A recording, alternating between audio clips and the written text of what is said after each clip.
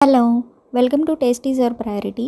ఈ వీడియోలో పుదీనా రైస్ని సింపుల్ వేలో ఎలా తయారు చేసుకోవాలో చూద్దాము. లంచ్ బాక్స్లోకి ఈవినింగ్ పిల్లలు ఫ్రైడ్ రైస్లో అడిగితే ఇలా రైస్ చేసి పెడితే చాలా బాగుంటుందండి. ఈ రెసిపీకి ముందుగా ఒక మిక్సీ జార్లో శుభ్రంగా వాష్ చేసి పెట్టుకున్న పుదీనాని ఒక గుప్పెడి తీసుకోవాలి. 3 పచ్చిమిర్చి యాడ్ చేయాలి. పచ్చిమిర్చి మంట తక్కువగా ఉంటే ఎక్కువ పచ్చిమిర్చి అయినా యాడ్ చేసుకోవచ్చు. మూత పెట్టి మెత్తగా గ్రైండ్ చేసుకోవాలి. ఈ రెసిపీకి కారం ఏం యూజ్ చేయమండి, పచ్చిమిర్చి నుండి వచ్చే కారంనే యూజ్ చేస్తాము. ఇప్పుడు స్టవ్ మీద ప్యాన్ పెట్టి 1 table spoon oil, 1 table spoon నెయ్యి యాడ్ చేసుకోవాలి. టమాటా రైస్ కానీ పుదీనా రైస్ కానీ ఇలాంటి రైస్లు చేసేటప్పుడు నెయ్యి మంచి ఫ్లేవర్ని ఇస్తుంది, మిస్ చేయొద్దు.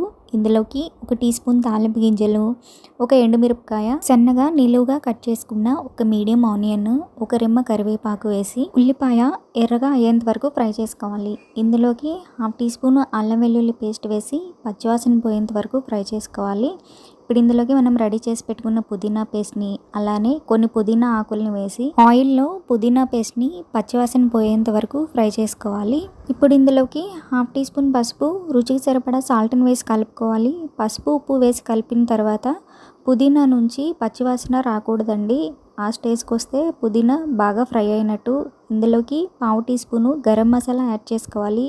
మీకు ఇంకా ఎక్కువ ఘాటుగా ఉండాలంటే 1/2 టీ స్పూన్ వరకు గరం మసాలాని యాడ్ చేసుకోవచ్చు. ఇందులోకి పొడి పొడిగా ఉడికించుకున్న రైస్ని 2 కప్పుల వరకు యాడ్ చేసి ఈ పుదీనా మిక్చర్ అంతా రైస్కి పట్టేటట్టు ఒకసారి బాగా కలుపుకొని లాస్ట్లో కొత్తిమీరని సర్వ్ చేసుకుంటే ఎంతో టేస్టీగా ఉండే పుదీనా రైస్ రెడీ. ఇంకా ఈ రైస్కి మెయిన్ ఇంగ్రీడియంట్స్ వచ్చేసి నెయ్యి, గరం మసాలా, అలానే పుదీనా. Thank you for watching.